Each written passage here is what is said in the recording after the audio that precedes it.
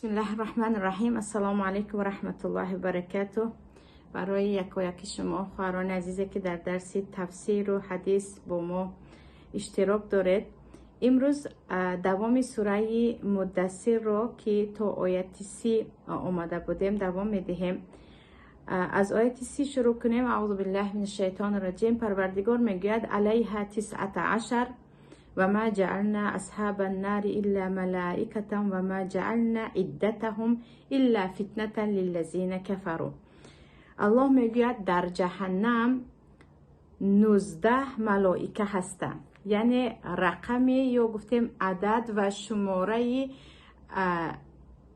فرشتگانی که آنها مسئولان عذاب دادن اهل دوزخ هستند یا گفتیم رؤسای جهنم هستند. الله میگوید 19 تا است.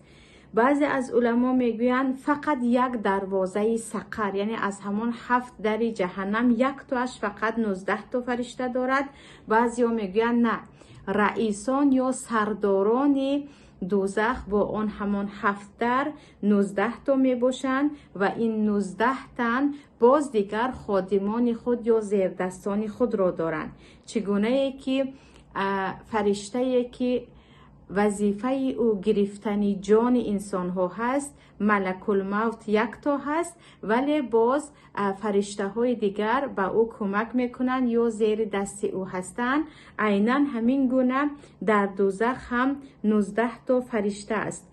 وقتی که پیامبر صلی الله علیه و سلم میگویند عدد فرشتگان دوزخ 19 تا هستند، بعضی از مشرکین از جمله ابو جهل و پیروان او مسخره میکنند که ما با یک کتفمون 10 تایش رو با کتف دیگرمون 9 تایی آن فرشته ها رو میزنیم، بعدا راه ها باز میشود و داخل جنت میشویم. ولی این مشرکین بیخبر از آن هستند که فرشتگانی که پروردگار آفریده است و بالای آنها مسئولیت های بزرگ مانند سرداری به دوزخ یا گفتیم مانند نازل کردن باران و یا گفتیم این طرف و آن طرف بردن شمال، بالای آنها مسئولیت های بزرگ گذاشته است. بزرگی آن فرشته ها را حتی انسان تصور هم کرده نمیتواند.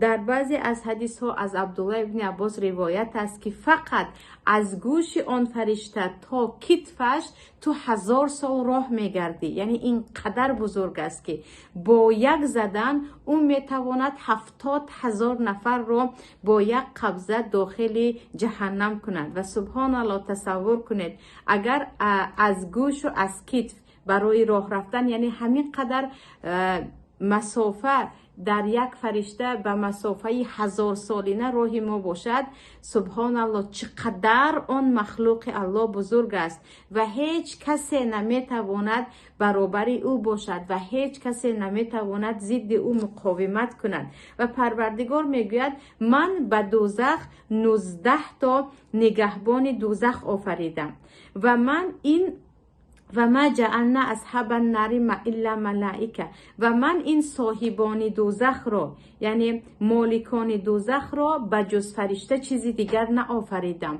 آنجا نه از انسان نه از جن هستند، آنها از فرشتگان هستند که آن برابر غضب الله غضب میکنند، برابر رضاگی الله آنها راضی هستند. به کسی از کافر و از مشرک و از آنهایی که حقشان دوزخ است رحم هم نمی کند. و در دوامش الله میگوید و ما جعلنا عدتهم الا فتنه للذین کفروا، و ما شماره صاحبان دوزخ را برای کافران یک فتنه و یک امتحان ساختیم که آیا به این باور میکنند و یا باور نمیکنند. چگونه که ابو جهل و امثال او این را شنیده به تمسخر گرفته بودند. لیستیقن الذین اوتوا الکتاب و یزداد الذین آمنوا ایمانا ولا یرتاب الذین اوتوا الکتاب والمؤمنون ولیقول الذین فی قلوبهم مرض والکافرون ماذا اراد الله بهذا مثلا.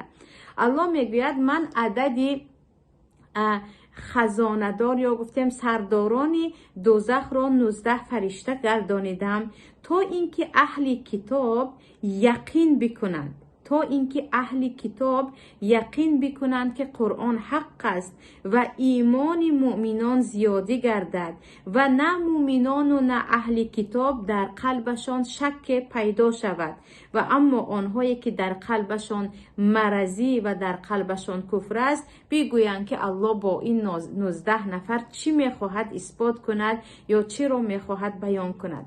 همینجا خداوند میگوید عدد فرشتگان دوزخ 19 تا هست تا اینکه اهل کتاب یعنی یهود و نصرانی ها یقین کنند که قرآن هم از جانب همان پروردگار موسی و عیسی نازل شده است. چون خواهران عزیز هم در تورات هم در انجیل نوشته شده بود که صاحبان دوزخ فرشتگانی که پروردگار مسئولیت دوزخبانی را بر دوش آنها نهاده است 19 تا هستند. و وقتی یهودان آمده از صحابه ها میپرسند که در دوزخ چند نفر فرشته دوزخبانی میکند، آنها میگویند ما از پیامبرمون میپرسیم. سپس پیامبر میگویند 19 تا و آنها هم دیگر بعضیشان البته نه همشان یقین میکند که محمد از نزد همان الله آمده است که عیسی و موسی آمده بود.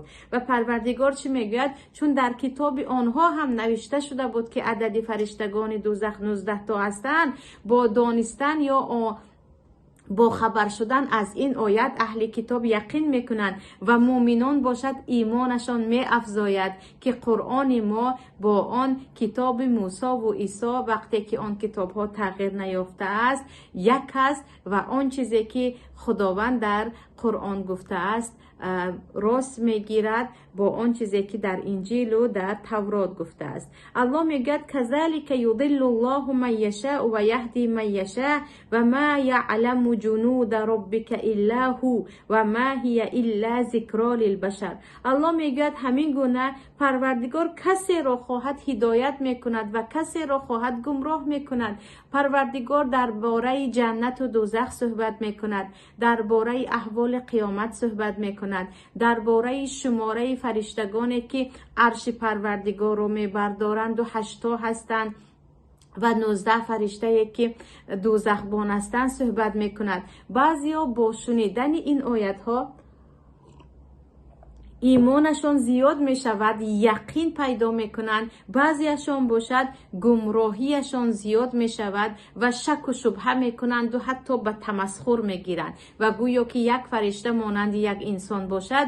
ابو جهل لعین وقتی این آیت را می شنود می گوید نخود ما صدها نفر هستیم، 19 تا فرشته دوزخ را نابود کرده نتوانیم، در حالی که آن یک فرشته قدرت دارد که زمین و آسمانی که من و شما امروز میبینیم با یک دستش بگیرد و بشکند.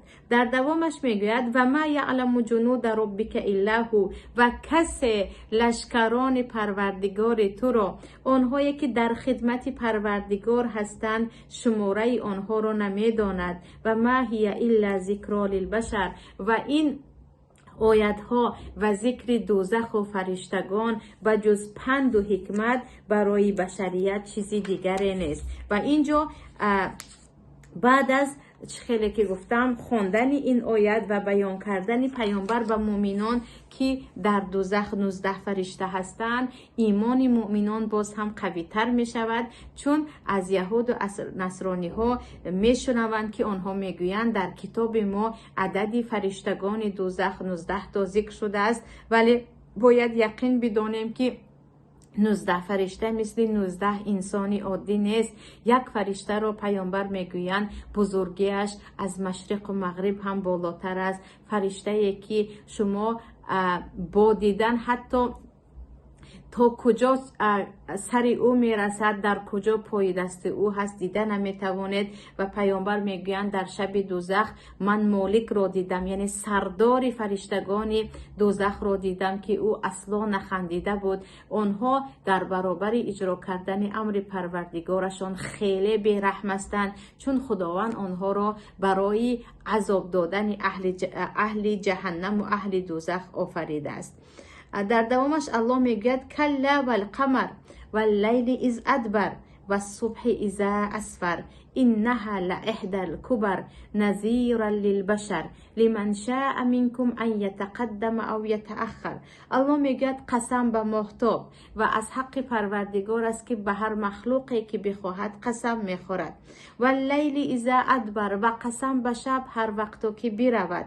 و صبح اذا اسفر، و قسم به صبح و پگاهی روزی هر وقت که سفید شود یا گفتیم زرد شود و روشنایی بیاید. و هر جا که خداوند از شب و از روز قسم میخورد ما رو یادآور میشود که ببینید چگونه شبهایتان رفته ایستاده است و چگونه روزهایتان هم سپری شده ایستاده است. برابر رفتن شب و روز قسمی از شما هم رفته یا جزء از عمر شما هم رفته ایستاده است. الله میگه انها لاحدی الکبر. البته دوزخ و صفتهای دوزخ و البته که اون چیزی که در قرآن ذکر شده است اینها یکی از آیتهای بزرگ پروردگار هست. نذیرا للبشر، برای ترسانیدن بشر که به خود آیند. آنها با همین فقط حیات دنیا را ندارند، پس از دنیا آنها را جنت و دوزخ انتظار است. لمن شاء منکم ان یتقدم او یتأخر. این قرآن و ذکر و پندهایی که در قرآن است برای نفران از شما هست که میخواهند در عملهای صالح پیش روند و در گناه عقب نشینند. یعنی هر کسی که میخواهد عملهای صالحش زیاد باشد و گناهش کم باشد از این قرآن برای خود پند میگیرد. کل نفس بما کسبت رهینه. پروردگار میگه تمام انسان ها گرفتار عمل های خود هستند. یعنی همه انسان ها را گناه هایشان در نزد پروردگار بند و زندان کرده است. عمل هایی که شما انجام دادید عمل های دست خودمان است که من و شما را بند و زندان میکند. عمل های دست خودمان است که یا ما را به جنت میکشاند یا به دوزخ میکشاند. پروردگار میگوید تمام انسان ها گرفتار عمل های خود هستند الا اصحاب الیمین، بجز اصحاب یمین. اصحاب یمین کی ها هستند؟ مؤمنان مخلصه که ایمان دارند به پروردگار و خالصانه به پروردگارشان عمل میکنند. فی جنت یتساءلون، مؤمنانی که آنها گرفتار عمل خود نیستند، برعکس عملهای آنها، عملهای ثواب آنها را به جنت برده است و آنها را آزاد کرده است. و آنها یعنی همین مؤمنان در جنت میپرسند عن المجرمین، از گناهکارانی که در دوزخ هستند. پیشتر تا زمانی که تلفن و این گونه تکنولوژی و تکنولوژی نبود میگفتیم که چگونه بین جنت و دوزخ چندین هزار سال راه هست و آنها یکدیگر رو میبینن. اکنون که همدیگر رو از این دولت تا آن دولت میبینیم با واسطه تلفن و اینترنت دیگر میدونیم که پرسیدن دوزخیان از جنت و جنتیان از دوزخیان هم البته که امکان دارد.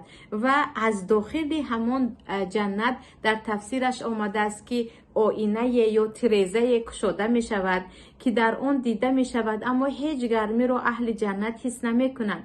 و اهل جنت از آن گناهکاران می پرسند ما سلککم فی سقر، چی سبب شد که شما داخل سقر شدید، داخل این عذاب سوزان گشتید؟ نگاه کنید. قالوا لم نک من المصلین. یکم جوابی که اهل دوزخ میگویند لم نک من المصلین، ما از جمله نمازگزاران نبودیم. و سبحان الله، اولین عملی که انسان رو داخل دوزخ میکند این بینمازی هست. و چیکار کنیم که این قدر بینمازی که خود را مسلمان میگیرد در جامعه ما زیاد است. سرش را به سجده ننهاده است، فکرش در عمره کردن و در حج است. سرش را به سجده ننهاده است، فکرش در جنت و الحمدلله من مسلمانم گفتن است. در حالی که به این آیت نگاه کنید، دقیقاً در آیت 43 سوره مدثر اولین جواب دوزخیان این است که سبب افتیدن ما به دوزخ لم نکن من المصلین، ما از جمله نمازگزاران نبودیم. هر به نماز باید از این آیت پند بگیرد که هرچی تو زکات بدهی، هرچی خیر و سخاوت داشته باشی و گفتی خودی بعضی به نمازان از دست تو کسی آزار نبیند، هم به نمازی تو را میبرد به دوزخ، که اولین جوابی اهل دوزخ این است که ما از جمله نمازگزاران نبودیم. دویمش ولم نکن نطعم المسکین، و ما به یگان مسکین و بیچاره خوراک نمیدادیم. یعنی ما اینقدر بخیل بودیم که به کسی خیرمون نمیرسید، نه زکات مال خود را میدادیم، نه به کسی خیر و سخاوت میکردیم. آنهایی که همیشه نه من فرزند دارم، من خانه ام نپوشیده است، من باید توی کنم گویم به کسی خیر نمیکنند، به یاد بیارن که روزی که داخل دوزخ میشویم هزار حسرت خوریم هم ای کاش بر میگشتم و من انفاق میکردم و خیر میکردم، دیگر الکی دیر میشود. حالا که در دنیا هستیم و فرصت ها را پروردگار به ما داده است، هر چیز زیاد به قدر توان خود باید خیر و صدقه کرد. و آنها چی میگویند؟ ولم نکن نطعم المسکین، و ما یگان مسکین و بیچاره را خوراک هم نمیدادیم. و کنا نخوض مع الخائضین، و باز هم نشینی میکردیم با اهل گناه، با اهل باطل که آنها ایمان نآوردند. بعضا انسانی که خودش گناهگار نیست به خاطر همنشینیش با گناهگاران داخل جهنم می شود و می گویند و ما همنشین بودیم و مسخره می کردیم پیامبر را و اسلام و دین را همراه مسخره کنندگان. و مومن باید به هر جایی که بداند که در آنجا گپ درباره گناه می رود، درباره مسخره دین می رود یا آمیخته شدن به گناه می رود، باید که از آنجا دست کشد، قدم ننهد. کی باشد هم بگوید من در ایمان خود استوار هستم، من همراه خائدین یا مسخره کنندگان و اهل گناه نمی شوم. و کنا نکذب بیوم الدین، باز ما این روز قیامت را دروغ می شماریدیم. این روز نمی آید و این روز کی، یعنی کی این روز را رفته دیده است و آمده است گویان و این روز باوری نداشتیم. حتی اتانا الیقین، تا اینکه مرگ به سراغ ما آمد. یقین در اکثریت جا در قرآن و در سنت به معنای مرگ است، یعنی تا آمدن مرگ ما این گونه بیخبر بودیم. و الله میگوید فما تنفعهم شفاعت الشافعین، این گونه انسان های بینمازی، بخیل، بخیر و سخاوتی که همیشه با اهل گناه شریک بودن و به قیامت ایمان نداشتن، شفاعت کسی به اینها کمک نمی کند. چی پیامبر زاده باشی، چی مولا زاده باشی، چی 3-4 فرزندت رو از دست داده باشی، چی در صدمه مرده باشی، چی در جای دیگر، وقتی که با این صفت های بی ایمانی از دنیا رفتی، فما تنفعهم شفاعت الشافعین، الله میگوید شفاعت کسی به درد اینها نمیخورد. فما لهم عن التذکرة معرضین، الله میگوید شما رو چی شده است؟ یا آنهایی که روی میگردانید از پند و حکمت پروردگار، از قرآن و از سنت پیامبر صلی الله علیه و سلم، چی شده است که شما روی میگردانید؟ کأنهم حمر مستنفر، وقتی به اینها موعظه کرده می شود، وقتی به اینها از قرآن و از سنت صحبت کرده می شود، وقتی به اینها از جنت و از دوزخ یادآوری می شود، مثل خرهای وحشی که وقتی که به نزدیک آنها شکارچی نزدیک می شود یا شیر نزدیک می شود با تمام قوت می گریزند، همین گونه اینها هم می گریزند. یعنی پروردگار سبحان الله حالت آنهایی که وقتی گپ از دین می رود، گپ از آخرت می رود، به گوششون نمی فورد، یک بار گپ رو دیگر می کنند، یک بار راهی گریز رو می جویند، مانند می کند به خرهای وحشی که وقتی از دور شیر رو می بینند یا صیاد رو می بینند با تمام قوت فرار می کنند. الله می گوید اینها هم همین گونه هستند. شاید شما هم خواهران عزیز شاهد شده باشید، من بارها شاهد شدم در جایی که گپ در درباره غیبت می رود، گپ درباره سر و لباس و توی و نمیدونم گپ های پوچ می رود، همه گوش هایشان رو سیخ می کنند، خیلی با دقت گوش می کنند. همین که گپ درباره دین رفت، گپ درباره حلال و حرام رفت، می بینید یک به یک مردم یا خمیازش می آید یا گریختن رو شروع می کند یا به یک بهانه از نزد شما می رود. اینها عیناً همان خمر و مستنفرا هستند، خرهای پا به گریز که به گوش اینها اصلا گپ حق، اصلا چیزی که از آخرت و از حقیقت دنیا هست به گوش اینها راه نمی یابد و اینها مثل آن حیوان هایی که از اجل خود می گریزند، این گونه از سخنهای دینی می گریزند. بل یرید کل امرئ منهم ان یؤتی صحفا منشرا کلا بل لا یخافون الاخره. الله میگوید هر یکی اینها میخواهند، یعنی مشرکان در زمان پیامبر میگفتند ای محمد اگر تو حق باشی به هر یکی ما هم از طرف خداوندت یک دستنویس بیاید. الله میگوید بلکه اینها همشان یک صحیفه از طرف پروردگار میخواهند و اینها هیچ از آخرت جای ترس ندارند، هیچ از آخرت جای ترس ندارند. و در دوامش الله میگوید بل لا یخافون الاخره کلا انه تذکره فمن شاء ذکره و ما یذکرون الا ان یشاء الله هو اهل التقوى و اهل المغفره. الله میگوید نه، این قرآن پنده هست، پنده هست برای هر کسی که میخواهد پند گیرد. آنهایی که اهل پند و اندرز نیستند، اصلا راه راست را نمیخواهند پیدا کنند، قرآن اصلا برای آنها راهنما شده نمیتواند.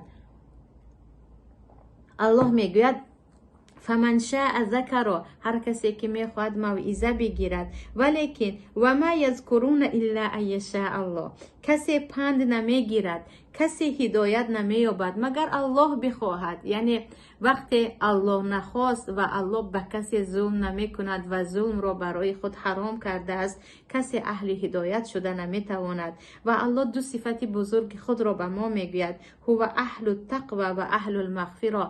پروردگار اهل تقوا هست، باید به الله تقوا کنید، باید از الله بترسید، دست به عملهای صالح و عبادت زنید و دور شوید از گناه ها. و اهل المغفره و پروردگار اهل بخشش است. هر گناه هم کرده باشید، چقدر گناه هم کرده باشید، توبه کنید، چون پروردگار توبه پذیر است و میگوید من اهل مغفرت هستم، من اهل بخشش هستم. مادامی که تو توبه میکنی و مادامی که به نزد تو مرگت نآمده است، هر باری که گناه کردی و توبه کردی، هر بار درهای مغفرت من باز است. ولی باز هم یقین بکنیم توبه چیزی هست که انسان با عزم باید بکند که خدایا دیگر به آن دست نمیزنم. اما یکی ضعیفی کردید و دست زدید، باز هم نباید انسان ناامید شد. هر بار که توبه کردید، هر بار درجه شما بالا می شود. و التائب من الذنب کمن لا ذنب له، توبه کننده از گناه ها مثل کسی هست که اصلا گناه نکرده است. و سبحان الله، این مغفرت و مهربانی و بزرگی یگانه در الله مهربان است که به بعضی ها یک بار یا دو بار یا سه بار در حقش گناه میکنی، اگر بخشد هم تو را دیدن نمیخواهد، اما پروردگار با هر بخشش، با هر توبه کرده شما درجه شما رو بالاتر میکند و حتی وعده میدهد که گناه های کرده تو را به حسنات یا به عملهای صالح تبدیل میدهد. الحمدلله، این بود خواهران عزیز 56 آیت از سوره مدثر که با توفیق پروردگار به پایان رسانیده.